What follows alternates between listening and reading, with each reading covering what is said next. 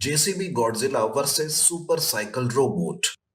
ये कहानी है एक लड़की निशा की, जो अपने सुपर साइकिल रोबोट के बिना कहीं नहीं जाती थी। सुपर साइकिल रोबोट उसके जिंदगी का एक अहम हिस्सा बन गया था।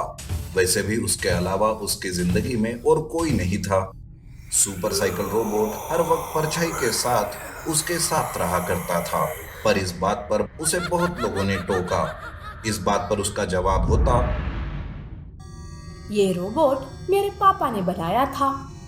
मरते वक्त उन्होंने मुझसे ये प्रॉमिस किया था कि मैं इसे हर वक्त अपने साथ रखूंगी। इसे अपने आप से कभी अलग नहीं करूंगी। अब तो मुझे भी इससे लगाव हो गया है और ये भी मेरी सुरक्षा की बहुत फिक्र करता है। दरअसल उसके पापा की एक बड़ी सी कंपनी थी, जिसे बड़े होने के बाद निशा बड़े ही मेहनत और लगन के साथ संभाल रही थी।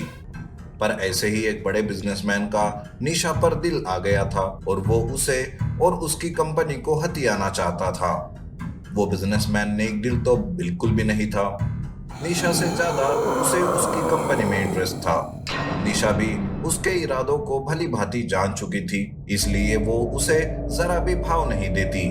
वो तो उसकी हरकतों से पूरी तरह से तंग आ चुकी थी, पर वो है कि निशा को मनाने का एक भी चांस मिस नहीं करता था। निशा, मैंने तुम्हें कितनी बार कहा है कि मैं तुम्हें बहुत पसंद करता हूँ। अगर हम दोनों एक हो जाएंगे तो बिजनेस वर्ल्ड में खलबली मच जाएगी। मुझे आप में और आपके प्रपोजल में कोई इंटरेस्ट नहीं है, तो आइंदा से मेरे सामने ये बात ना ही करे तो बेहतर है। इतना कहकर निशा वहां से चली गई और वो बिजनेसमैन गुस्से में आग बबूला हो गया। इस लड़की ने तो नाक में दम कर रखा है। पता नहीं किस बात की इसे अकड़ है, पर बाय हुक और बाय क्रूक मैं उसे और उसकी कंपनी को हासिल करके ही रहूंगा। अब तक इसने मेरे प्यार का तरीका देखा है, अब ये मेरा गुस्सा देखेगी। उस बिजनेसमैन ने निशा को इम्प्रेस करने के लिए उस पर काफी छोटे मोटे हमले करवाए, ताकि वो मुसीबत में पड़ जाए और ये उसे बचाकर उसके सामने हीरो बन जाए। पर हर बार सुपर साइकिल रोबोट बड़े ही आसानी से निशा को हर मुसीबत से बचा लेता था, इसलिए उस बिजनेसमैन को हीरो बनने का मौका ही नहीं मिलता था। सुपर साइकिल रोबोट जैसे उसके रास्ते का सबसे बड़ा कांटा बन चुका था। उसका सबसे पहला काम था सुपर साइकिल रोबोट को रास्ते से हटाना। बहुत हो गया ये चूहे बिल्ली वाला खेल। इन छोटे मोटे गुंडों से सुपर साइकिल रोबोट को हराना नामुमकिन है। मुझे उसे रास्ते से हटाने के लिए उसके टक्कर की कोई सुपर विलन चाहिए, जो उसे चुटकियों में खत्म कर सके। जब तक वो रास्ते से नहीं हटेगा, मैं उस निशा को इम्प्रेस नहीं कर पाऊंगा और ना ही वो मेरी बनेगी। और इसके लिए एक ही आदमी मेरी मदद कर सकता है, मोस्ट वांटेड साइंटिस्ट शर्मा। उसके पास एक से एक सुपर विलन है। ये सोचकर वो बिजनेसमैन तुरंत उस साइंटिस्ट को फोन लगाता है और मुंह मांगी कीमत में उससे एक सुपर विलन की मांग करता है। वो साइंटिस्ट भी एक नंबर का लालची था। मुंह मांगी कीमत का नाम सुनते ही उसने अपने जेसीबी गॉडजिला को उस बिजनेसमैन को देने का वादा कर दिया। जैसे ही उसे पैसे मिले, साइंटिस्ट ने जेसीबी गॉडजिला को उस बिजनेसमैन के हवाले कर दिया। ये रहा आपका सुपर विलन। ये बड़े आराम से उस सुपर साइकिल रोबोट को हरा सकता है। बस काम होने के बाद इसे मुझे वापस करना होगा।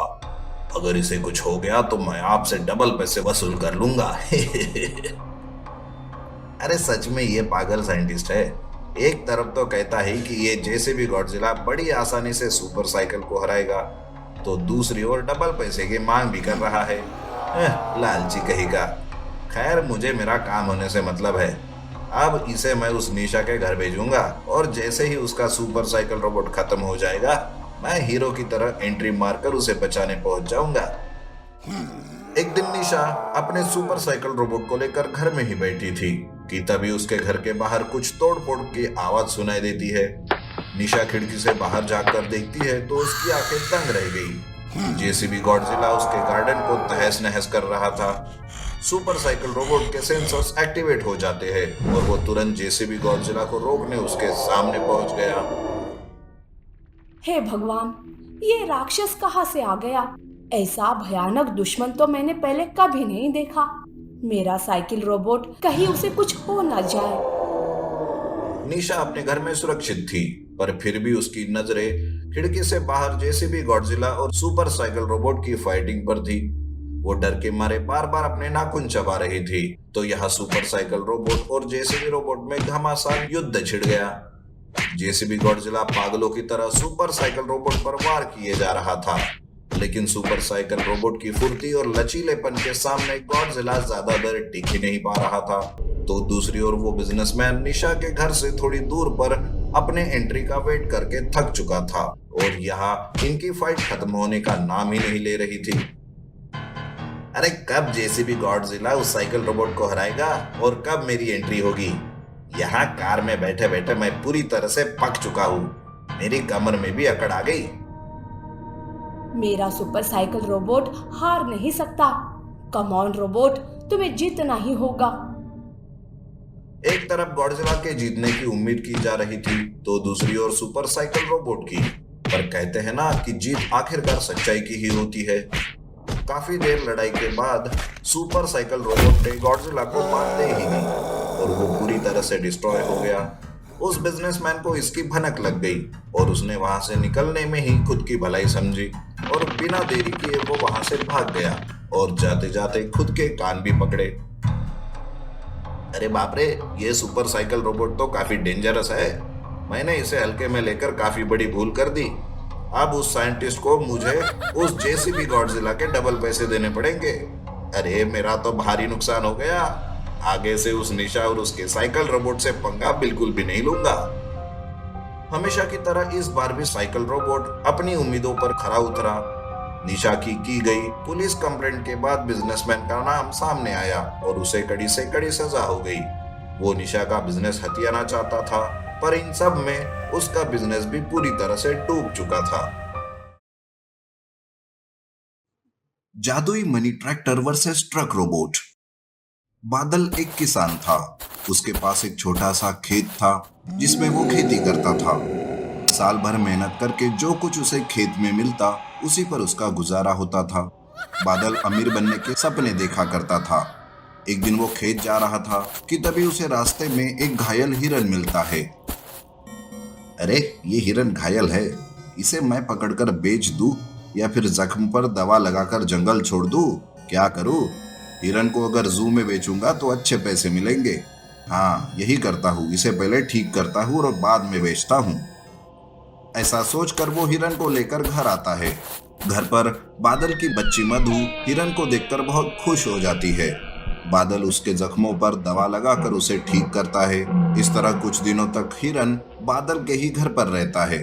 मधु को हिरन के साथ बहुत लगाव हो जाता है, लेकिन एक दिन मधु बादल को फोन पर किसी से बात करते हुए सुन लेती है।